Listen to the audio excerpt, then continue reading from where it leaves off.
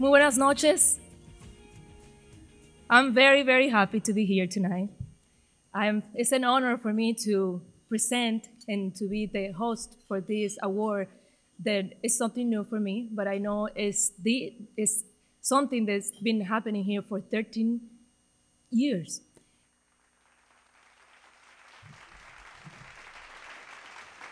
Good evening. Let me, on behalf of the Durham City Council, welcome all of you this evening to the Board of Directors, Congressman Brad Miller, Congressman David Price, and all that are in attendance. We're indeed pleased that you chose to have your 13th Annual Awards program back in Durham. I was here 3 years ago, and I remember it was a very delightful occasion. One of the things that we pride ourselves in Durham is that we are a very diverse community, and certainly the Latino Hispanic community contributes greatly to that. We also pride ourselves as being a city of awards, cultural, music, entertainment, all the things that go to making quality of life an improvement in the city of Durham. And certainly by hosting your program here in Durham again tonight, it lends more credence tonight.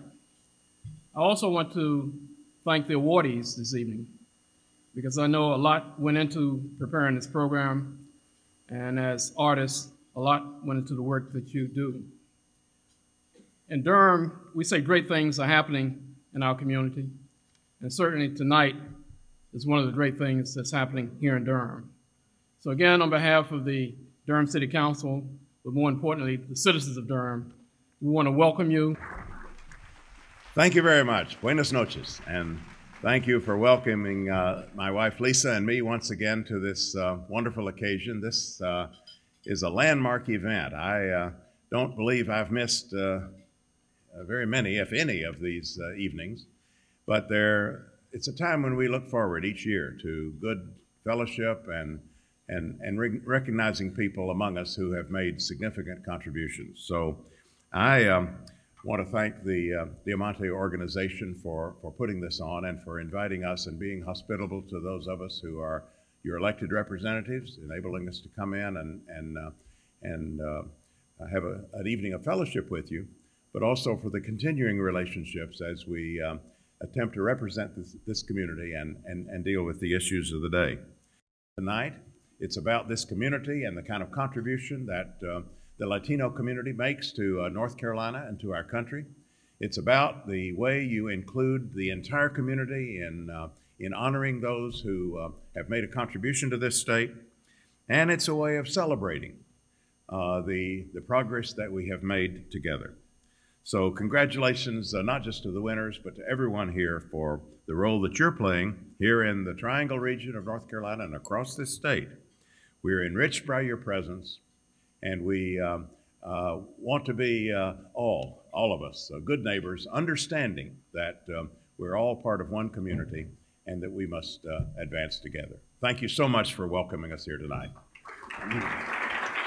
Well, I wanted to, first of all, thank everyone for coming out here this evening. We really do appreciate you being here and supporting us. It's my great honor to talk to you a little bit about Diamante. 13 years ago, Lisette and a group of Latinos gave form to these awards. Since then, nearly 100 individuals and organizations have been recognized for their work in the Latino community. I think that's pretty darn good over 13 years. Please allow me to thank the Board of Directors of Diamante for all the work that they do to keep this volunteer organization going. I would ask that they stand as I pronounce their name or say their name. They are Eddie Alvarez,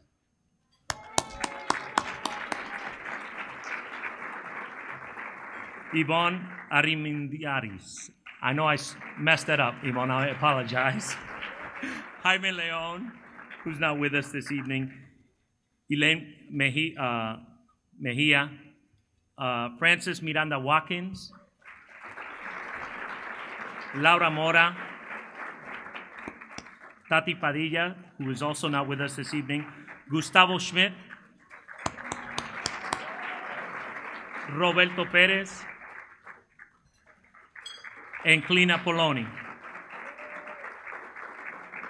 Diamante has granted these awards to individuals and organizations that have demonstrated excellence, achieved recognition, been successful, or contributed to the quality of life and success of Hispanics and Latinos in our state.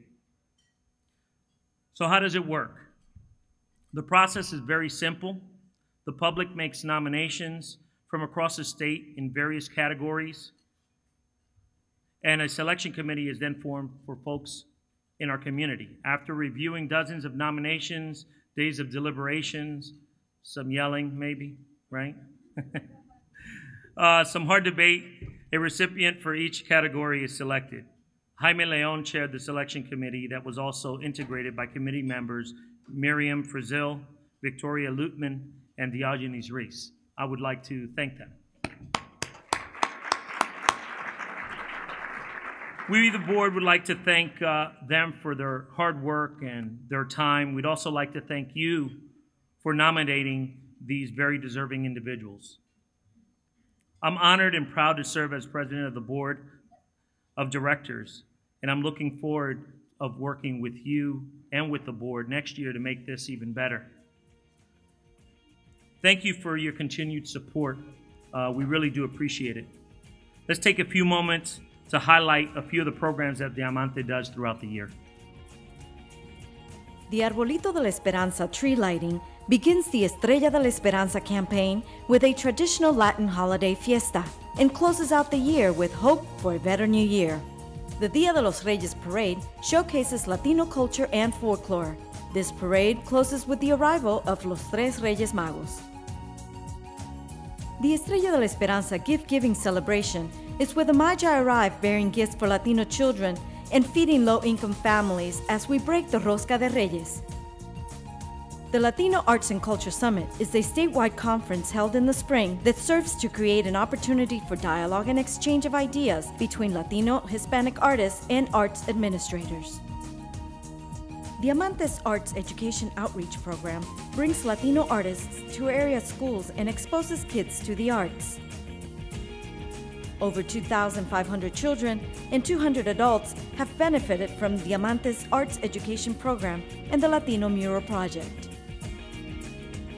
Through the Latin American Music Experience Initiative, Diamante provides a free forum for the community to engage in interactive discussion and lecture with performances by Latino artists visiting North Carolina.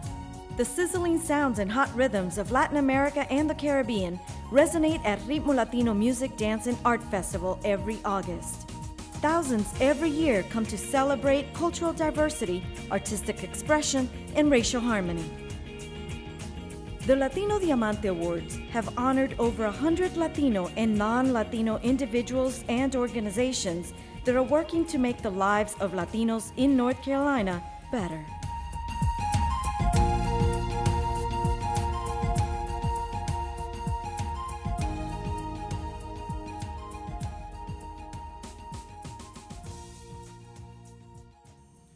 We're proud of the work that we're doing to make North Carolina a better place to live and work and play. Since we're here to recognize great achievement in the community, why don't we begin? The first award is for art and culture. This award recognizes significant contribution to the visual, literacy, culture of performing arts, media, communication, or to organizations that promote artists or art program in Hispanic community. Art and Culture, Arte y Cultura, Monique Velasquez. Monique Velasquez founded Velasquez Digital Media Communications, the first and only Latina-owned video communications production company in North Carolina. Ms. Velasquez has taught undergraduate video and audio production at North Carolina State University and St. Augustine's College. She has produced and written works that help others to better understand the world around them. Most recently, she produced the documentary Milagros Made in Mexico, which explores a cross-section of immigration and global economic issues affecting Mexican women as a result of male immigration into the United States. She also produced Nuestro Barrio, a telenovela that taught financial literacy to the Latino community. She was presented with the North Carolina State University Department of Communications Alumni Outstanding Achievement Award for her professional career in communications. She was recently highlighted in North Carolina State Accolades magazine. Ms. Velasquez was born in Texas. She is of Mexican descent and resides in Durham, North Carolina. Thank you all. Good evening, everybody. We're here to celebrate some great people this evening, some great accomplishments. And before we get started, I just want to once more say congratulations to everybody at Diamante for 13 wonderful years and for your vision and support of the community. So once again, let's have an applause for Diamante. I'm very, very proud to be here tonight and very honored to be presenting this award. Univision is very proud to be supporters of Diamante, and at this time, I'd like you to please welcome to the stage the recipient, Miss Monique Velasquez.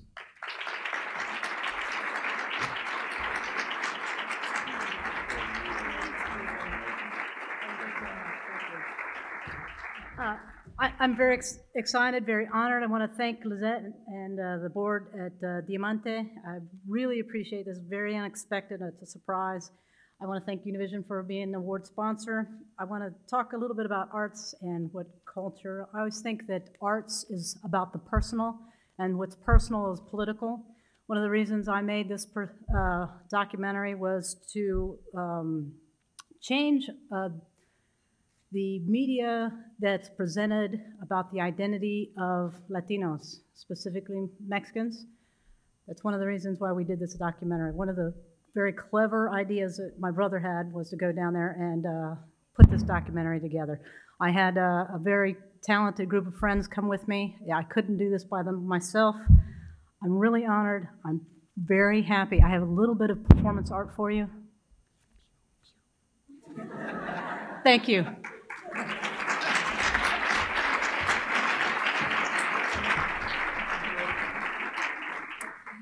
The next award is for business and recognize excellence in the business and or corporate community.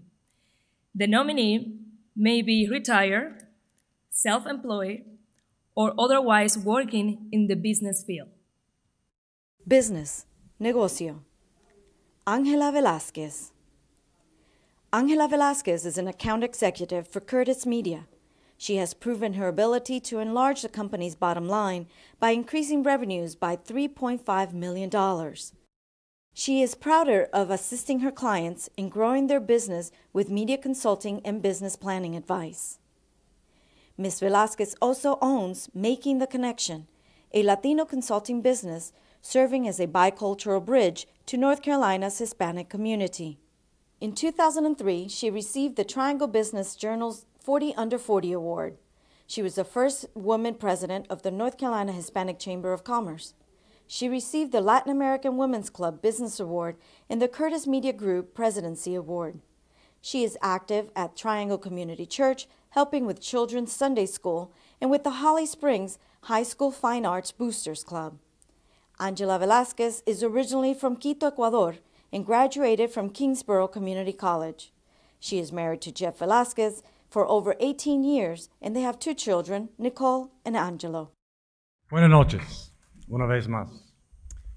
I was trying to figure out with Rafael backstage just now how many of these I've given away, and neither one of us is really sure. But about 8.5 years ago, Angela came to my office and she said, "God told me I'm supposed to be here." I took her word for it. But she was right. And she did a fantastic job working for La Conexión. I know she's done very well with Curtis Media. And over the years, Angela and I have gotten to be real close. And it means a lot to me to present this tour tonight. What probably will be the last one I give really pleases me to give it to Angela. So Angela, congratulations.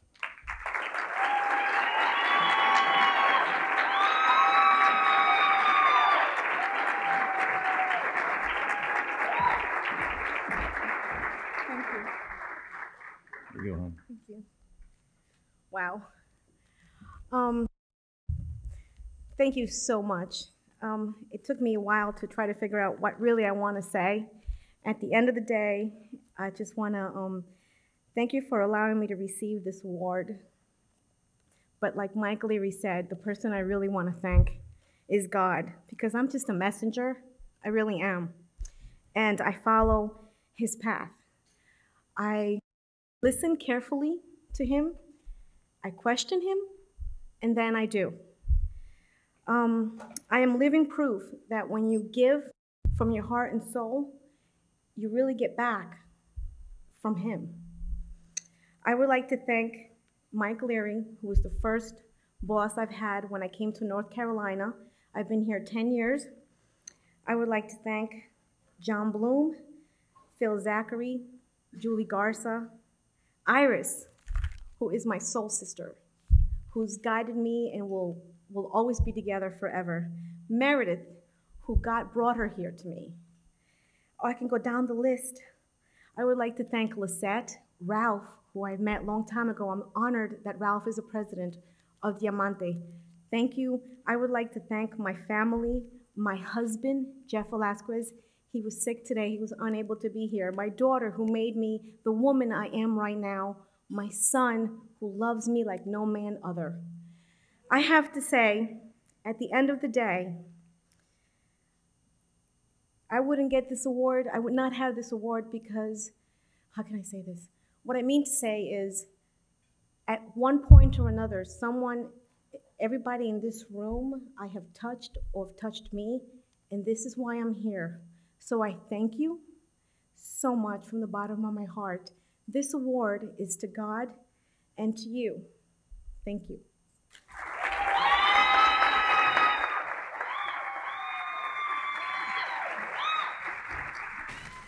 Our next award is in the Community Involvement Award, in recognizing contribution made to the Hispanic community through devotion of the time and energy and the goal of improving the quality of life of Hispanics in North Carolina.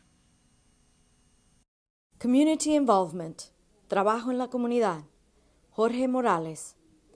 Jorge Morales defends Latinos against work placement discrimination as a federal investigator with the U.S. Equal Employment Opportunity Commission.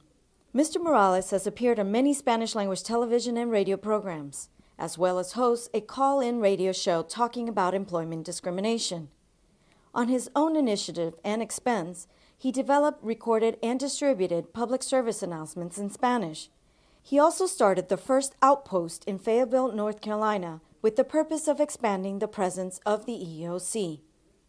Mr. Morales received the EEOC Chairwoman's National Award, the Orgullo de Nuestra Comunidad Award, and numerous certificates of appreciation from Latino organizations throughout the state. He is a founding board member of the Boricua Society of the Carolinas and is a member of the National Latino Peace Officers Association.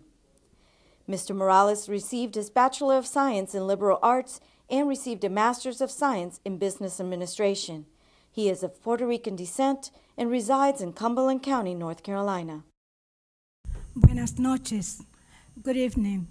Many years ago, I met Jorge Morales, and this is something that I am very proud to do because I remember sending a lady to him that didn't know what to do because she was sexually harassed by her boss. Jorge helped her to understand what she's supposed to do. Jorge sent her to a lawyer, and the lady got $75,000 award. Jorge Morales has been very involved with the community in Fayetteville, and it's with great pressure that I present the Community Involvement Award to Jorge Morales.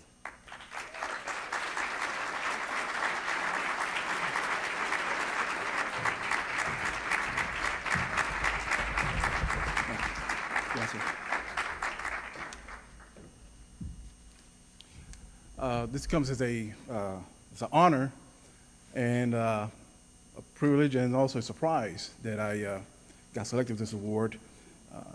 Several years ago, I was nominated, and since then, Annually, I get a call from individuals requesting information to submit me for an award.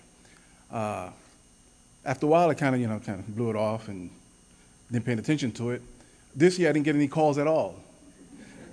So I started to feel like the Susan Luch of the Latino Diamante Awards. But nonetheless, I'm privileged to have been selected for this award. However, this is not about me. This award is about our community and what we can do for others.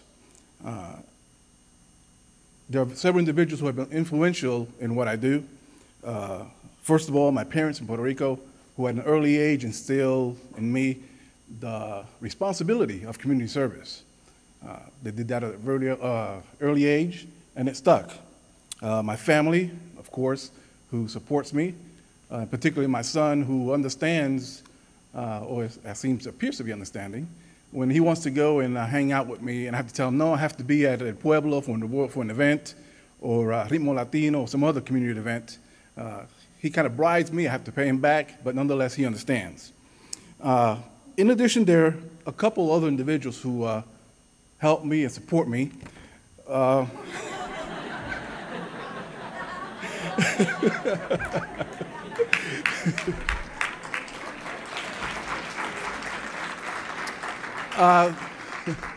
Mr. Ruben Daniels, who's the district director of the Charlotte office, he allows me to conduct outreach activities. He supports the outreach to the Latino community. Mr. Billy Sanders, who's responsible for outreach in the Latino community in the Carolinas. My direct boss, Mr. Kokloff, who understands that my job is investigative work, but also allows me to go out and do the community work to assist the Latino community. I still have to go back and do my work, but at least he allows me the time to do it. Jose Martinez, who was the first individual to allow me to be on the radio and reach out to the Latino community. And also Mr. Suani Blanco, his counterpart. Lisette Waco, also, when she worked for Univision, allowed me to be on TV the first time to disseminate information about Latino community. Liliana Parker, formerly with Centro Latino in Fayetteville and with Acento Latino. Ms. Maribel Diaz from the Latino Task Force in Sanford. Claudia Mona, formerly with El Vínculo in Siler City. Marcia Espinola, also with the El Vínculo in Siler City. Lisette Garcia from the Charlotte area, formerly with the Latino Coalition. Luisa Diaz, former host of Luisa Su Voz Latina. Luis Collazo of the city of Fayetteville. Members of television, radio, and other media that allow us the opportunity to present and reach out to the Latino community and inform them of their rights, and many, many others. And finally, each one of you, who whenever you see discrimination taking place, either give us a call me up, send the individuals to our office, and some of you even take the individuals, put them in your cars, and bring them to us. So although this award is presented to me, part of it is yours also. I'm going to keep it. You can touch it, but it's mine. But part of it is yours. Mil gracias. The next award is for education. It's recognizing outstanding contribution to the field of education through teaching, administration, research, and/or participation in professional education association. Education, educación. Dr. Miriam Leiva. Dr. Miriam Leiva is Distinguished Professor of Mathematics Emeritus at UNC Charlotte, where she is the first female Hispanic professor to be named Bonnie E. Cohn Distinguished Professor for Teaching. As an educator in North Carolina for more than 40 years, she has championed the teaching of mathematics via programs such as the North Carolina Department of Public Instruction Math Curriculum Project, Math Inc., North Carolina Project Excel Math, and others. She has published in journals and authored over 70 textbooks. Her K-6 textbooks are adopted by most North Carolina schools. Dr. Leiva founded Todos Mathematics for All, an organization whose goal is to promote achievement and equity in mathematics among students, particularly Hispanic and Latino students. She holds a master's in mathematics from UNC Chapel Hill and a doctorate from Union Graduate School. Dr. Leyva is the first Hispanic immigrant woman in the United States to receive a doctorate in mathematics or mathematics education. Dr. Leyva is a native of Cuba. She lives in Harrisburg, North Carolina, with her husband of 45 years, Fernando Leyva. Thank you. I believe the long term of a country, of a nation, is based on their education. If we invest in education, no matter where you are geographically located, I think you're going to be placed in a very good place in the future. So saying this, on behalf of Food Lion, I am happy to present Doctora Miriam Leyva with the 2008 Latino Diamante Award of Education.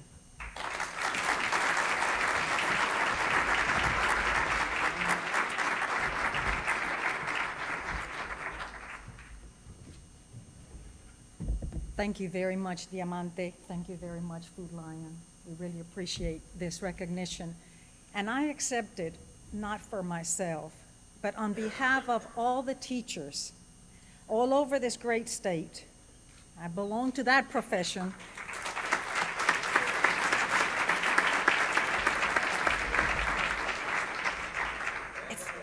It's a long time, since 1961. And I dedicate this to teachers everywhere who are opening doors of opportunities to our students.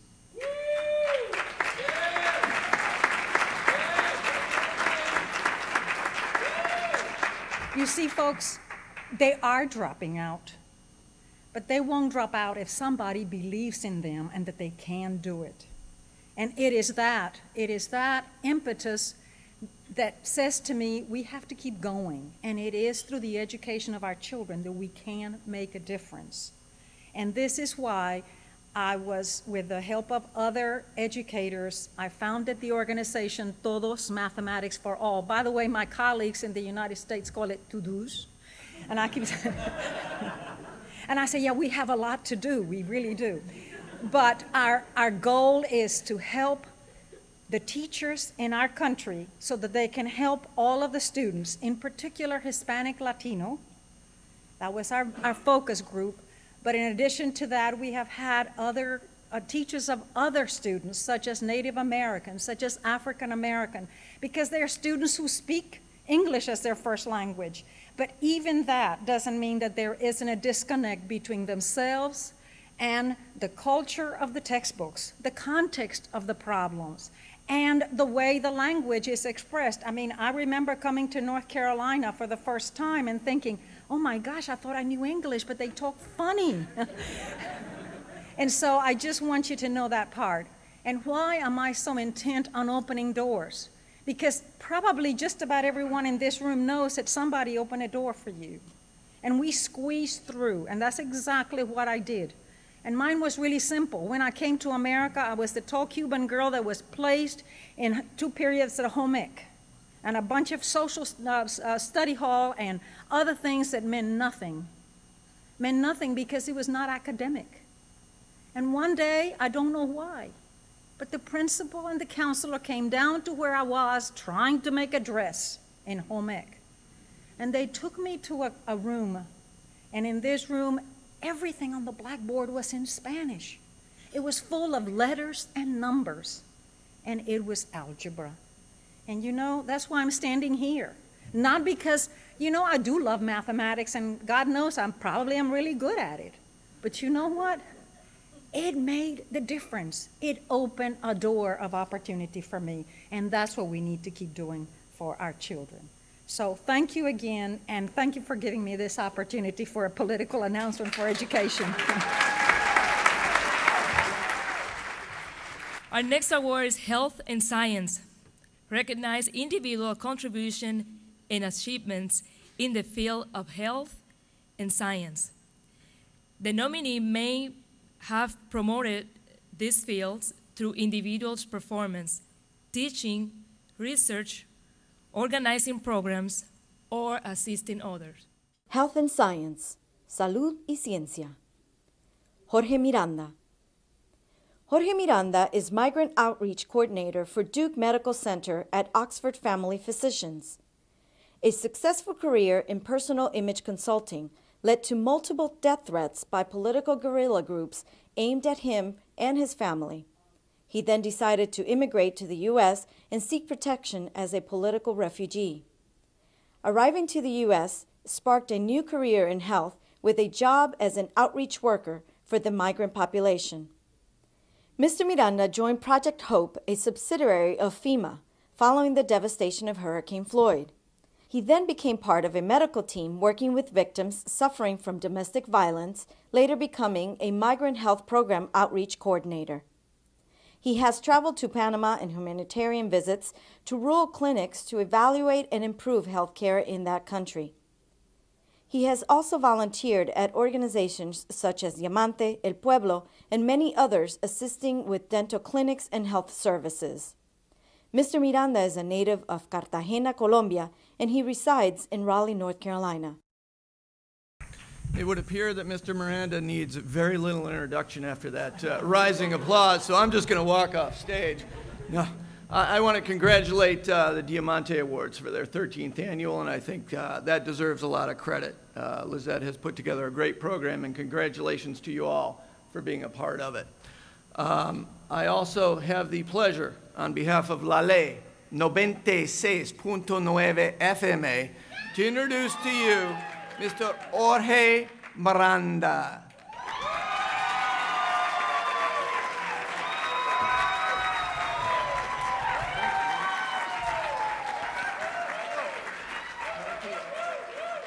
Woo! Superstar. Oh my God. That is so, I'm extremely happy and extremely nervous.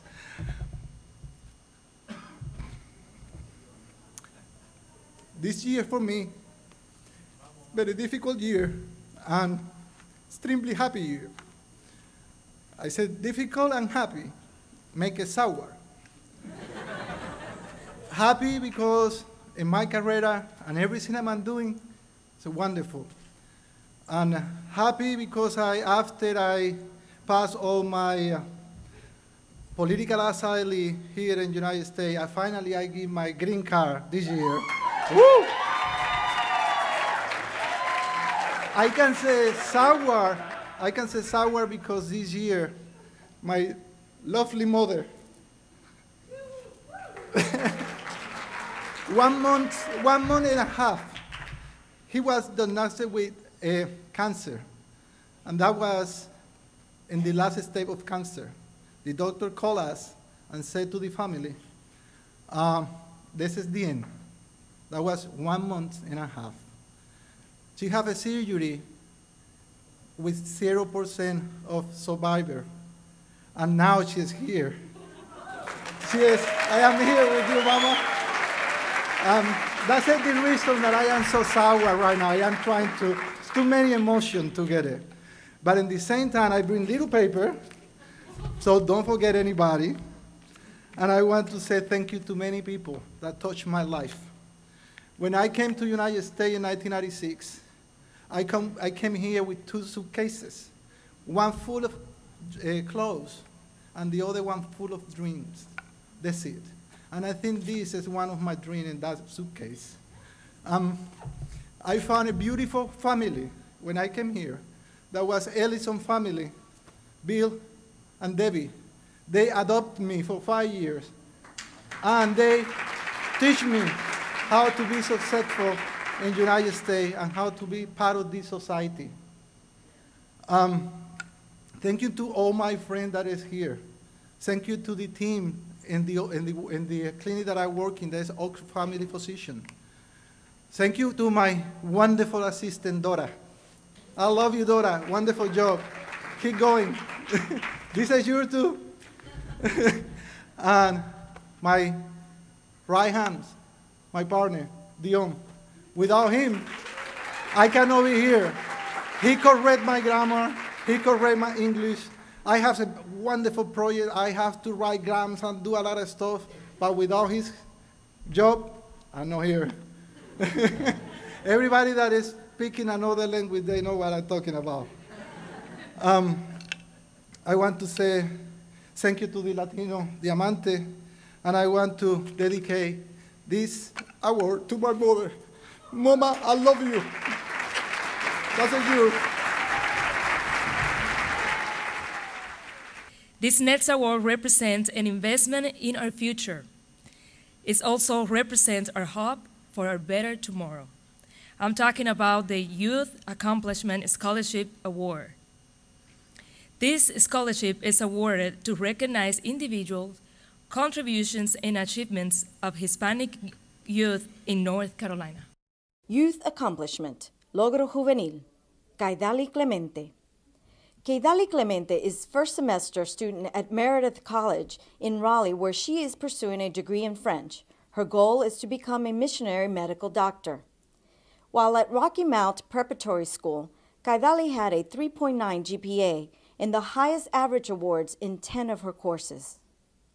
She was a member and secretary of the National Honor Society, member of Mu Alpha Theta National High School Honor Society, and the Mathematics Honor Society. She was handpicked by faculty and advisors to be the editor of the yearbook. Ms. Clemente served as a volunteer interpreter and translator for St. Anne's Catholic Church for 3 years. On many occasions, she had to miss school and burden her family financially in order to help those in need of a translator. She lives in Scotland Neck, North Carolina, with her parents Ruth and Aldias and her 3 siblings. Good evening. This is a very special award. This is our future, nuestro futuro. It is with great joy and admiration that I present, on behalf of the Ruiz Agency and Carowinds, the 2008 Latino Diamante Award Youth Accomplishment to Kaidali Clemente.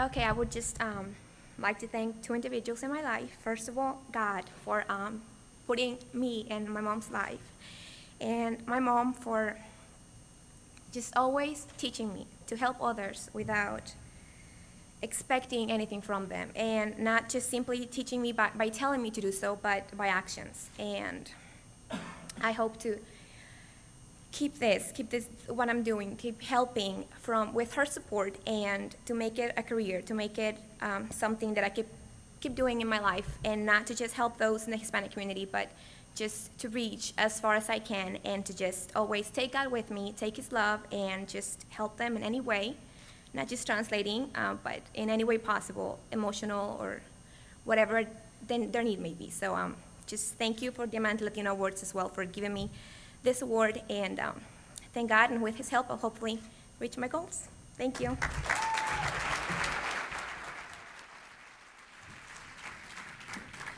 We are now down to the final award, the Diamante Award. This award recognizes contributions made by an individual for more than 10 years to the Hispanic community through devotion of time and energy, with the goal of improving the quality of life of the Hispanic in North Carolina. Diamante Award, Premio Diamante, Jose Serrano. Jose Serrano is a real estate broker with RE/MAX United in Raleigh. Mr. Serrano served as the first Latino on the board of directors of numerous real estate organizations. He is a founding member and chair of the International Council for the Raleigh Regional Association of Realtors, and is a charter member of Nuestro Banco. He serves as dean at the North Carolina Real Estate Education Foundation. He serves as the National Association of Realtors President's Liaison to Chile. He's a volunteer at St. Raphael's Catholic Church, where he has served as a Eucharist minister. In the real estate industry, Mr. Serrano was instrumental in ensuring the translation of real estate transaction forms and brochures into Spanish. Mr. Serrano is a previous Latino Diamante Award business recipient. He was born in Tomé, Chile, and was educated in the Naval Academy of Chile and the Universidad de Chile School of Forestry. He lives in Raleigh with his wife of 27 years, Ellen, and has 3 children, Nicolás, Cristina, and Ana Maria. Are we having a good night? Wonderful. Well, it's my extreme pleasure to introduce this wonderful award on behalf of Anheuser-Busch To my good friend, someone that has been serving the community for over 20 years, Jose Serrano really is the person I think about when I think about someone that's given back to this community. He has really shown leadership and his commitment through volunteerism to our community, and I am proud to call him my friend. I am honored to say something that he always says, yo me quito para ponerte a ti. Jose Serrano.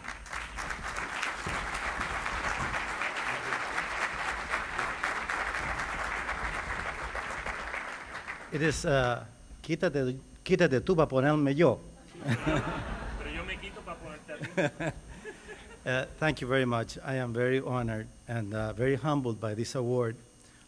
When I received this award in 1997, I was very surprised, and at the time I said a couple of things that I like to bring back. One of them was, now I have to live with this award and do, for my community, and I'm very proud to be back and to have honored, what I said at that time.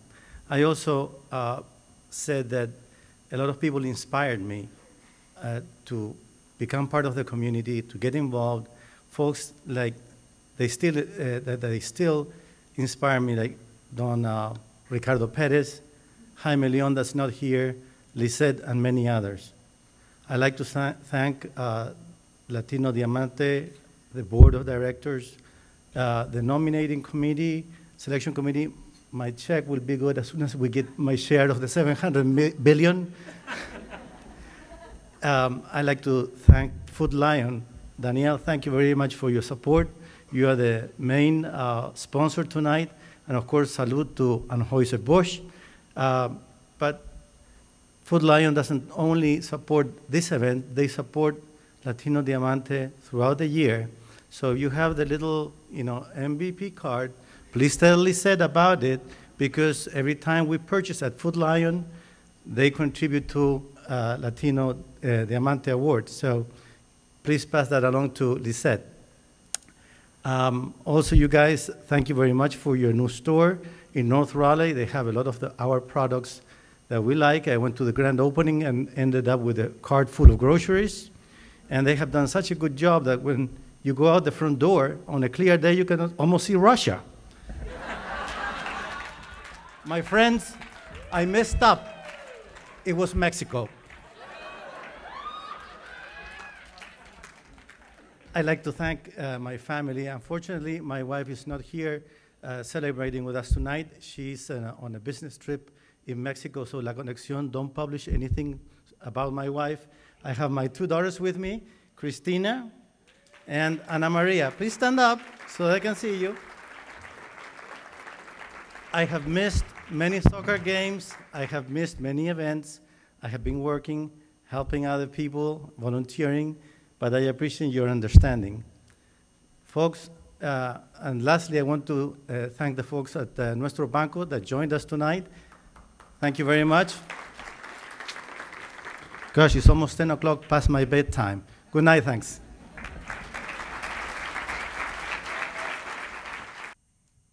It is my honor, believe me, for you to be here. Every year I think, I hope people show up. Because, it is something that's been going on for 13 years, and some people might say, well, I've been there, done that. But I'm glad you come out to celebrate the leadership in our community. As leaders at work, leaders in the community, and leaders at home, we want to recognize your efforts. So I'm asking you, please, if you know one of those leaders, take your time to nominate them. That's the only way that the people in your communities that are doing the great work, as you see tonight, that we can recognize them. We want to get hundreds of nominations and make it really, really hard for the committee. So like that, we can really honor those folks that may be far away that nobody knows about, or it could be the volunteer at your church that just works countless hours, and nobody really says thank you. Well, this is our way of saying thank you. Thank you to all of you that come, and thank you to those that are doing the work. Please nominate them. We also, Diamante has been working hard to increase art and culture programs in the community. And we're working hard to expand the work that the Diamante Arts and Cultural Center is doing. I want to personally invite you to our next event, which is Arbolito de la Esperanza, which kicks off our Estrella de la Esperanza campaign, where we honor children with gifts and their families with groceries for Dia de los Reyes. It's our way to continue a tradition, and it's also our way to help our community. You'd be surprised. We started with 50 children. Our goal was 50 children our first year, and we did 75. So the next year we said, well, we'll do 75, and we ended up doing 150. Last year our goal was 150, and we ended up doing 268. So every year, and I know this year is going to be especially tough, we need your support. We need your contributions to buy those toys. We need your contributions to purchase the groceries for the families. So 268 might be little for what we'll probably have and end up doing this year. So your support is greatly appreciated. Arbolito de la Esperanza is a great way to start. We sing aguinaldos and villancicos, and we dance, and we eat Latin food, and we light up the tree with stars, with people making donations, and we put their names on the tree. And that tree is lit the whole month of December until el Día de los Reyes. So then los Reyes come out and so forth and so on. But please come out. Is on December 5th. It is a Friday evening in Cary, and it is completely free. You just come and help us out, and we'll have fun with you. As Pedro eloquently pointed out, arts and culture are a great way for our community to unite, reach out, and share its riches. So please join us for another year next year. Thank you very much for coming. Enjoy the rest of the program. Good night.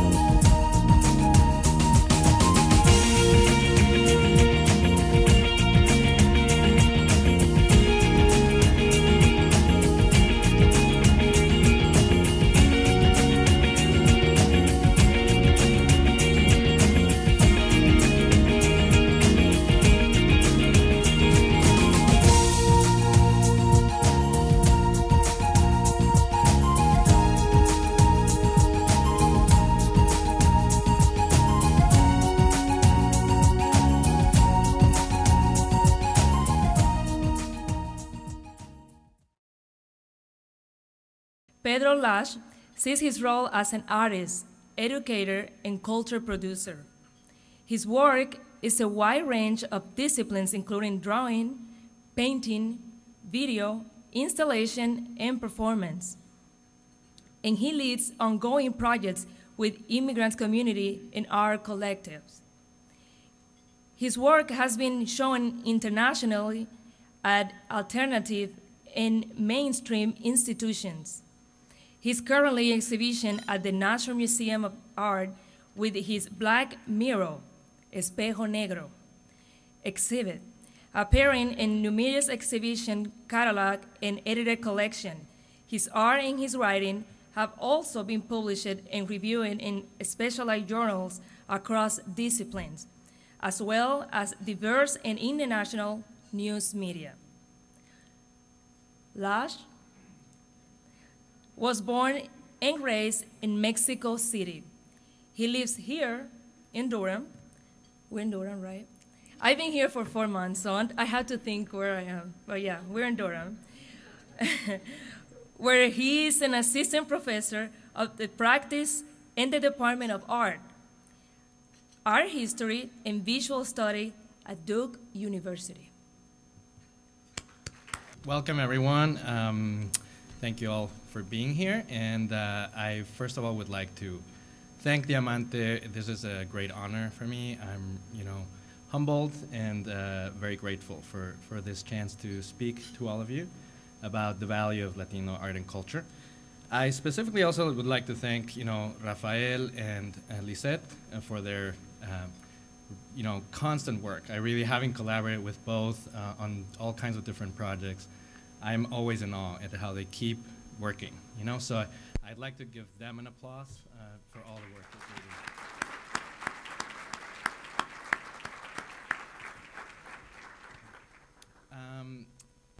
I also would like to, first of all, congratulate the awardees. I think this evening is for them.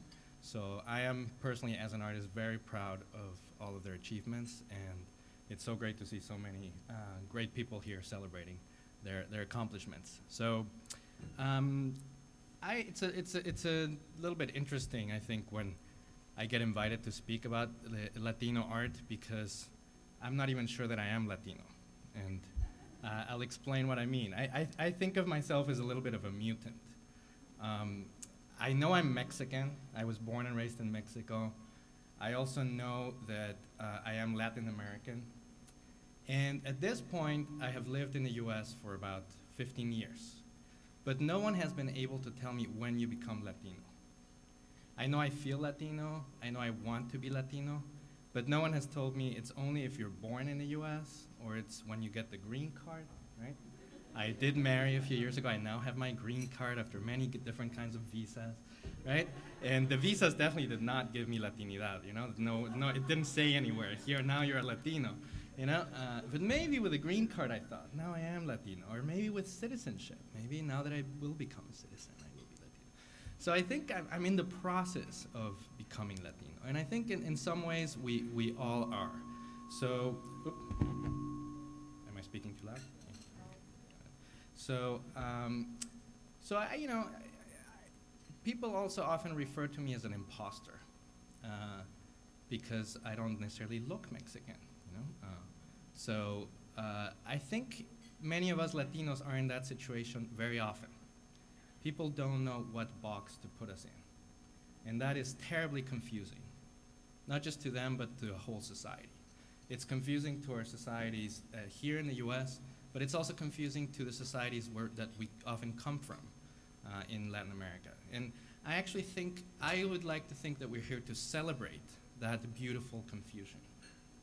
And we shouldn't be afraid of it. I think we should embrace our being imposters. So if we could take a second to toast to being imposters, I would love to do that. Que vivan los impostores. I don't know how to say it in Portuguese, but let's all be proud imposters. And another, funny reason where I always feel funny when I have to talk about Latino art is that I actually don't believe such a thing exists, right? I think there are definitely Latino artists like myself and like the people who we are honoring tonight, right? But I don't think necessarily that Latino art looks like anything in particular. I think we all are. Oh, is that better? Okay. Is that better? Yeah. Okay. Sorry. So I don't think it is. I don't think there is such a thing that looks Latino. In fact, I think so much of what we try to do is, and this connects to the idea of not letting ourselves be boxed in, is that we are individuals. We are also social groups. And we have to respect and celebrate the freedom to express ourselves in all kinds of ways, not just the ways that are expected, particularly in societies who actually don't know that much about us to start with. So all they could understand or expect are very simple things. So I think before we accept the narrow ideas of what Latino art and culture is, we have to say, well, we are Latinos who produce art, and this is what we produce, right? So I think that's a distinction that I think is important to always see. I actually oppose any understanding of a Latino style, for example, right? I think the diversity of Latin American countries and cultural backgrounds is enormous. Our languages, there are hundreds of languages spoken across Latin America. But not just that, one of the things that I also like to return to and celebrate is the fact that Latinidad and Latinos are at the very foundation of this country, of the United States of America. We are often treated as immigrants, as if we had just arrived. Yet there is a Bolivia in North Carolina, right? They didn't call it that 10 years ago when all the immigrants started arriving, supposedly. It has been here for a long time, from the very beginning, before those pilgrims showed up, right? So Latinidad is at the very core and foundation of this country, and I think that's something we have to keep reminding ourselves and others, right? And also we have to remind it often to people in Latin America, in different countries, you know, like Mexico, Peru, Colombia, right? That actually the whole continent is this foundation of European, African, indigenous cultures and civilizations that have surely clashed at times, but have also been an intense, beautiful, and cultural dialogue.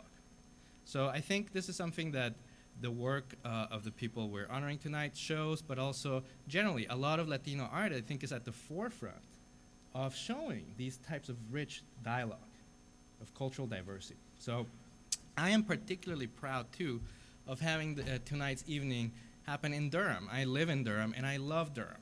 I teach at Duke University, as was mentioned in the introduction, and I think this is a wonderful place.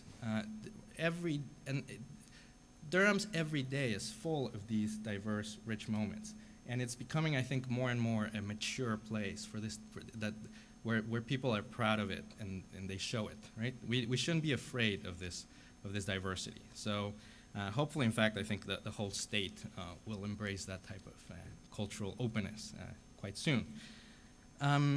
So I think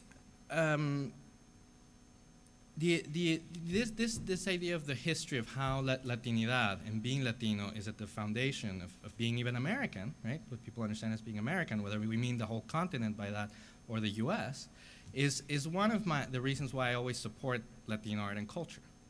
Another one is that as an artist, I think as artists we are always looking for inspiration.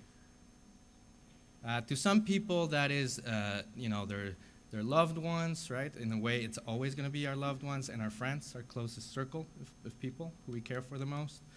So that's certainly the case for me. But for other artists, it's very different things. Some artists are inspired by landscapes, by beautiful things. I actually tend to be inspired by really difficult things. Things that make us think, that make us feel complex emotions. And a main inspiration for me for the last 20 years or so has been what I think is the epic of my time. Just like for many people, World War II was this epic moment that you can't imagine the century without, right? It transformed, it hit so many lives around the world that we can't write any type of history, whether it's personal or collective, without thinking of World War II. I think for me and my generation, that is the epic migration that has happened from Latin American countries into the US. It's a movement of people of epic proportions. If you travel through my country of origin, Mexico, and through the south, you go through village and village that looks as if war had literally happened there. Entire villages where all you see are old men and women and very young children, right? That looks like war. That's what war looked like in, around the 1940s. And this is not a war officially. It is a migration. And my work as an artist, as an educator, as a thinker, is always an homage. Everything I do, I want it to be an homage to the people who have participated in this migration. To me, these are today's heroes. They have, in one generation, transformed their own countries. They were at the lowest bottom of the social order in their countries, and now they've come to this country. And in many of our cases, as is the case in Mexico, they've become one of the main sources of income for that entire nation. In the case of Mexico, almost as big as oil, right? They compete with the oil industry. So to me, this is such an inspiring and beautiful accomplishment that, of course, I'm now putting it in political perspective, but it has a cultural perspective too. All the work that the DJs, the sonideros do, all the work that we're celebrating here today, whether it's a bautizo or a boda or a quinceañera, you know, all of these everyday celebrations of the culture of those very people who have migrated, to me, is the main inspiration. And I hope we can also think about that cultural production here in this forum. So those two basic reasons to me are crucial, are kind of the backbone of Latino art and culture. You know, the idea that we've been here from the very beginning, and also the idea that those of us who arrived very recently are quite heroic people, and incredibly strong, dedicated, and culturally rich people.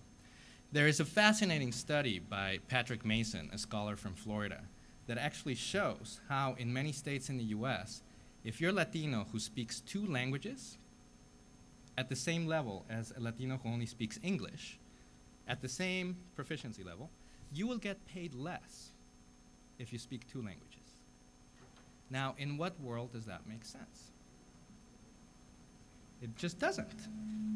And I do think language is culture. See, so what we have to fight for, and I think one of the great things we're doing here today as a group, is celebrating the idea of multicultural, right? Not only speak several languages, but have several different cultures. And that has more value than having just one culture. And it's not just, you know, cultural value.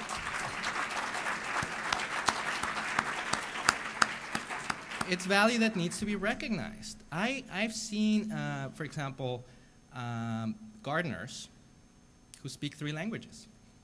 They speak really good English, they speak very good Spanish, and they might even speak, you know, Tzotzil, or Yucatec Mayan, or Quechua. Yet that value is not recognized, right? Because if you recognize it, you have to pay them a little bit more than what gardeners get paid. So I think it's very important that what we're doing here is so crucial. It's about value, but it's about all kinds of different values. So, and I really think just by looking around, there's so many wonderful people here who I know do that in their everyday. Leaders who understand this, who practice it, but I think we can still do a lot more in you know, communicating the importance of that, particularly to our cultural and political leaders outside of this group.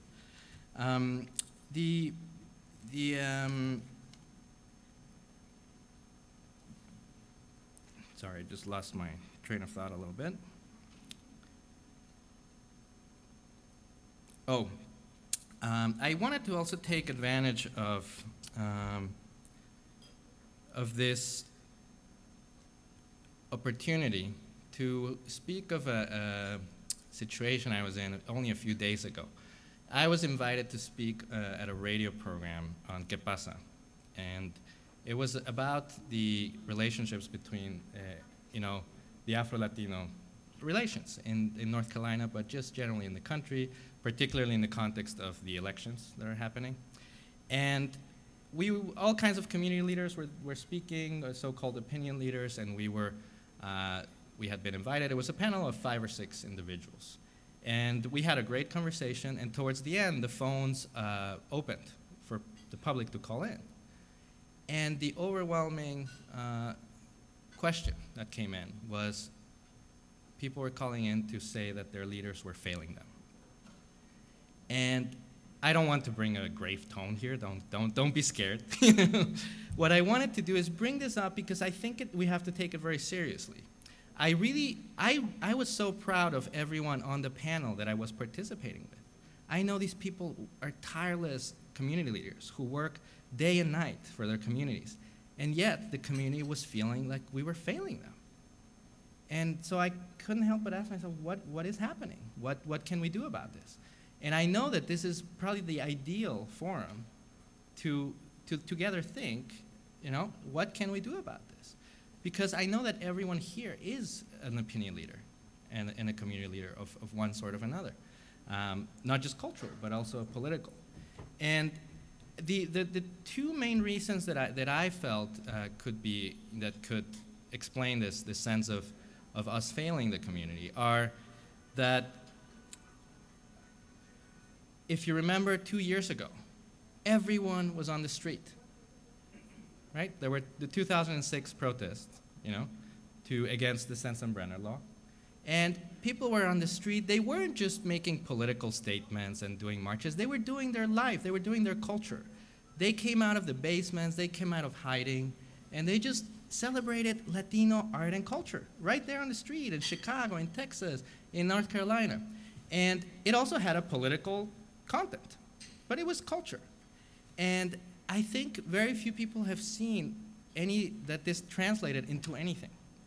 So I think as leaders of our community, we need to somehow understand what happened. What are we doing in relation to this? How can we use culture to make this dialogue go in the direction that it clearly did not go? I think Congressman Price did address it, and I think it's important that we deal with this as a rational, very, very serious issue that is complex, right? But we can't drop the ball on it. We can't wait for always the next election.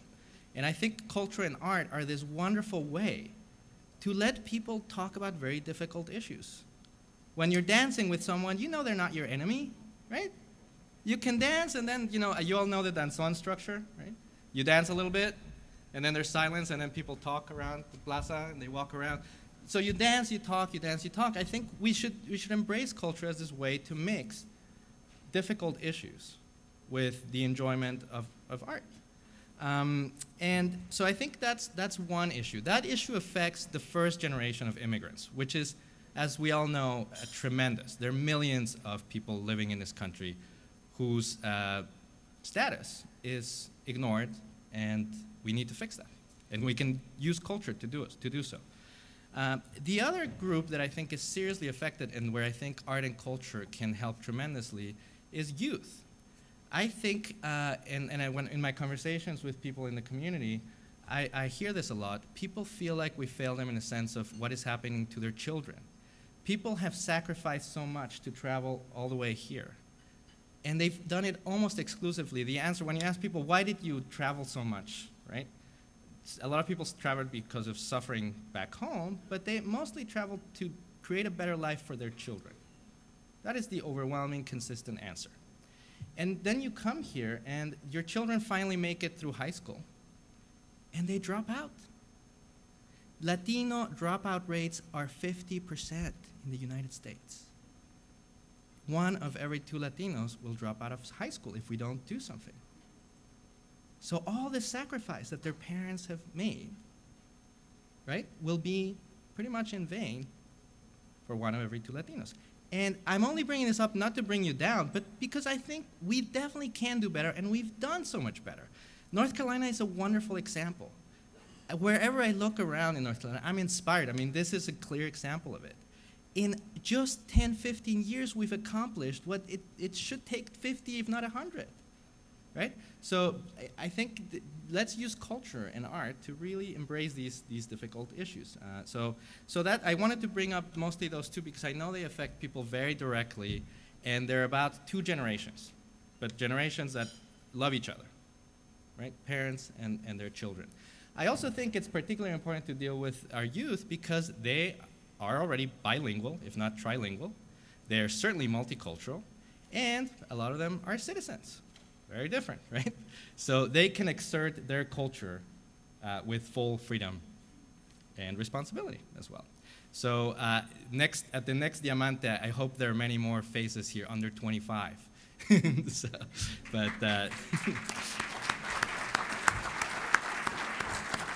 And if you go to many other Diamante events, I know that almost everyone at the dance floor is exactly that age group. So I think we're already doing a great job.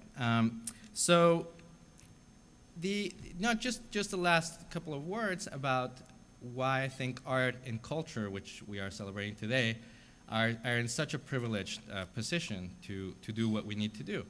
I think one of them I already mentioned, and that is that they let people come together without immediately having to confront our most difficult issues. We don't even have to talk half of the time when we're dealing with art. We can just listen to a song, discuss it at the workplace, right? People listen to the radio, or we can go to an exhibition and talk about it. Or even we can just have our bodies coexist in spaces and say like, oh, it's okay to not just work in these very hierarchical ways together. Right? That's a lot of the things that art can do. But also art is art. And art can make, I believe that art can change your life. And I hope that it already has done that to all of you. And if it hasn't, that it will at some point soon. Because it's a wonderful thing. And it can transform the way you see.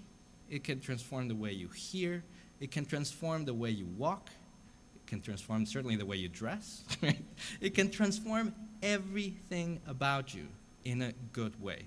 And if we do that as individuals, we will certainly do it as social groups. Right? So I think this is a wonderful evening to celebrate that power of art to transform us, transform each other, and transform also the society that we live in. I'll give you an example. I was so proud and inspired just a couple of months ago when we had the Latino Art and Culture Summit that Diamante organizes every year.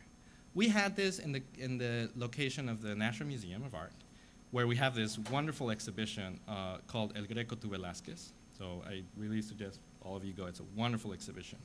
Many paintings there have never been to the US ever. And here they are in Durham, North Carolina. And right next to it, I actually have an exhibition up that was mentioned earlier called Black Mirror Espejo Negro that brings pre-Columbian artworks from all of our different civilizations across the continent to be in dialogue with the Spanish work.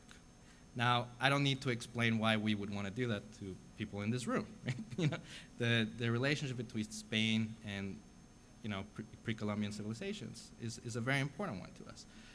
But it's right here in North Carolina. And what inspires me is that not only did we have this major museum have this entire year of cultural programming, because also in the spring there's going to be a whole exhibition of contemporary art from Mexico City, but also at the Weatherspoon. How many of people here saw this amazing exhibition on contemporary Latino and Latin American art? Can you raise your hand? Only a few? It was wonderful, and it was up at the same time. And at the North Carolina Art Museum, there was an exhibition about migrations and immigration. So I was just going for several weeks through all, these are the major museums. It's literally every museum worth noting had an exhibition on either Latinos, Latinidad, or immigration. I have tried, I lived in New York for 9 years. With all the Latinos in New York, good luck trying to get a cultural program like that. So I think we should, while we have serious challenges ahead of us, I think we should be incredibly proud of what we've achieved here in just basically 2 decades. So I think I will stop there to just give an applause to everyone, many of whom are in the room, who work in culture and who really believe in the importance and the power and the value of Latino artists. So thank you all.